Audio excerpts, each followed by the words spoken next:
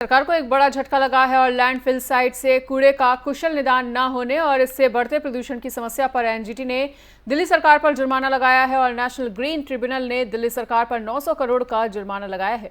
बताया जा रहा है कि एनजीटी ने लैंडफिल साइट्स की बहाली के बराबर के जुर्माने का आंकलन लगाया है और ट्रिब्यूनल ने 300 रुपए प्रति मैट्रिक टन कचरे के हिसाब से जुर्माना तय किया है। ट्रिब्यूनल ने 300 रुपए प्रति मैट्रिक टन के हिसाब से 900 करोड़ का जुर्माना राज्य सरकार पर लगाया है और बताना चाहेंगे कि दिल्ली में 3 लैंडफिल साइट्स हैं जो कि गाजीपुर, भलसवा और ओखला है। इन तीनों डंप साइटों पर लगभग 80% कचरे का निस्तारण नहीं किया गया था। साथ ही एनजीटी ने यह भी कहा कि ये नागरिकों के अधिकारों का उल्लंघन है। एनजीटी ने आगे कहा कि स्वास्थ्य की रक्षा न कर पाने के लिए दिल्ली सरकार के स्वास्थ्य विभाग और दिल्ली नगर निगम दोनों जिम्मेदार हैं। वहीं दिल्ली सरकार और एनजीटी के बीच में पहले भी कई बार तकरार हो चुका है। बढ़ते प्रदूषण को लेकर एनजीटी पहले भी कई बार दिल्ली सरकार को फटकार लगा चुकी है और आपको बताना चाहेंगे कि केजरीवाल सरकार का ऑड इवन फॉर्मूला हो या दिवाली पटाखों को लेकर बढ़ी तकरार, एनजीटी कई बार ऐसे मामलों में दिल्ली सरकार को फटकार लगा चुकी है।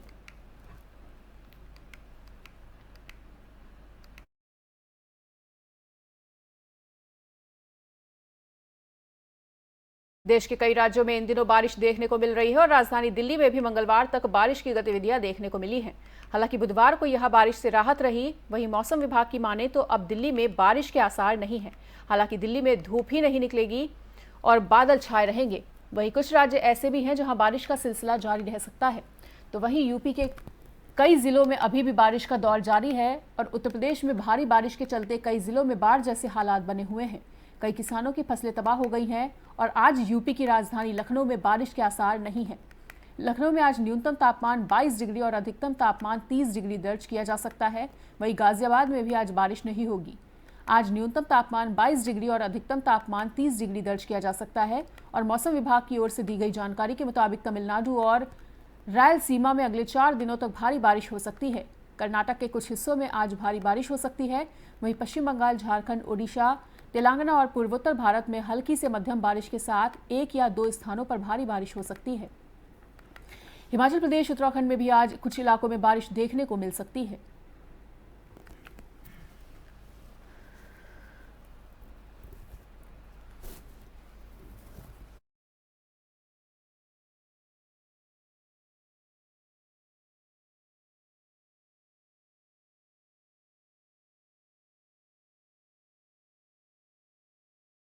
दिल्ली में हुई मोदी कैबिनेट की बैठक में कई अहम फैसले लिए गए हैं, जिसमें रेलवे कर्मचारियों को बोनस देने का फैसला लिया गया।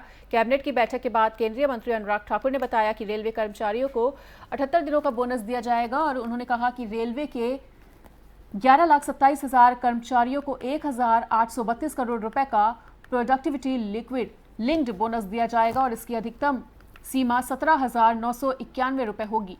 इसी के साथ तेल वितरण कंपनियों को 22,000 करोड़ रुपए का वन टाइम ग्रांट दिया गया है ताकि अंतर्राष्ट्रीय बाजार में एलपीजी के दाम बढ़ने के बावजूद एलपीजी के दाम घरेलू बाजार में उसी अनुपात में न बढ़ाने से जो नुकसान हुआ है उसकी भरपाई की जा सके। साथ ही गुजरात के कांडला में दीनदयाल पोर्ट अथॉरिटी के तहत एक कंटेनर टर्मिनल और मल्टी पर्पस कार्गो बर्थ बनाने का फैसला लिया गया है, जिसमें करीब 6,000 करोड़ रुपए के खर्च का अनुमान है।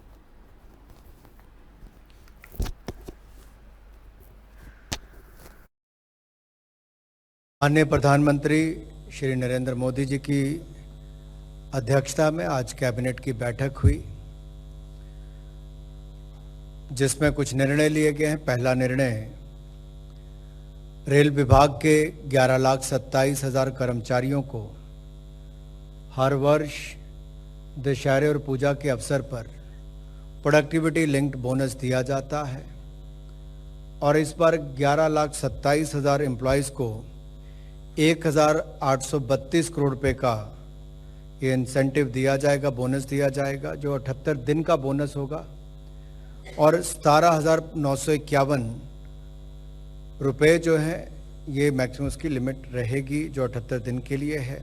एलिजिबिलिटी जो है इसमें track maintainers, drivers, guard, station master, supervisor, technician, technical helper, controller, pointsman और ग्रुप सी के स्टाफ, ये सब लोग उसमें रहते हैं। 1,832 करोड़ का लाभ ये प्रोडक्टिविटी लिंक बोनस रेल कर्मचारियों को दिया गया है। दूसरा निर्णय आपने देखा, दुनिया भर में एलपीजी के दाम बहुत बढ़ गए हैं।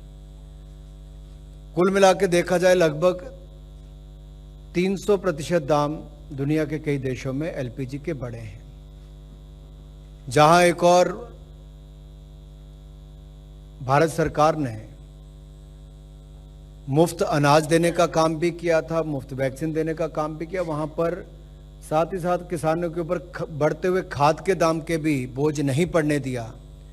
उसी तरह से ही बढ़े हुए जो दुनिया भर के दाम है उसके मुकाबले भारत में बहुत कम है, उसका बोझ जो हमारी पेट्रोलियम कंपनीज हैं, पब्लिक सेक्टर अंडरटेकिंग की जो ऑयल मार्केटिंग कंपनीज हैं, जून 2020 से लेकर जून 2022 तक 22,000 करोड़ रुपए का जो इन्होंने खर्चा वहन किया है, वो वन टाइम ग्रांट भारत सरकार 22,000 करोड़ रुपए की दे रही है ताकि आम नागरिक के ऊपर, देश की सामान्य जनता जो हमारे देश के नागरिक है उसके ऊपर इसका बोझ ना पड़े। तो उसके लिए one time grant public sector undertaking की ऑयल मार्केटिंग कंपनीज को दी गई हैं, जिसमें इंडियन ऑयल कॉरपोरेशन लिमिटेड है, भारत पेट्रोलियम कॉरपोरेशन लिमिटेड है और हिंदुस्तान पेट्रोलियम कॉरपोरेशन लिमिटेड है। तीसरा, गुजरात में दीनदयाल पोर्ट जो कि सालाना लगभग 127 मिलियन टन की क्षमता रखता है, एक बड़ा निर्णय लिया गया है ताकि पीपीपी मोड के अंतर्गत, बिल्ड ऑपरेट ट्रांसफर के मोड पर दीनदयाल उपाध्याय पोर्ट पर कंटेनर टर्मिनल बने जो टूना टेकरा में है, और साथ ही साथ मल्टीपर्पस कार्गो का भी वहां पे डेवलपमेंट हो। ये दो निर्णय वहां पर लिए गए जिसको विस्तार में मैं आपको बताऊंगा, लेकिन कुल मिलाकर इन दोनों के ऊपर 5,963 करोड़ रुपया खर्च होगा जो कंसेशनर खर्च करेगा, और इसके अलावा जो 531 करोड़ के लगभग वो जो हमारी दीनदयाल पोर्ट अथॉरिटी है वो खर्च करेगी ताकि उसके अगले कुछ साल तक जो मेंटेनेंस, ड्रेजिंग वगैरह के है वो भी कर सकें। इससे क्षमता भी बढ़ेगी। जम्मू कश्मीर, मध्य प्रदेश, उत्तर प्रदेश से लेकर गुजरात तक व्यापार करने के लिए भी इस पूरी मार्केट को भी इससे पूरा जोड़ा जाएगा। माननीय प्रधानमंत्री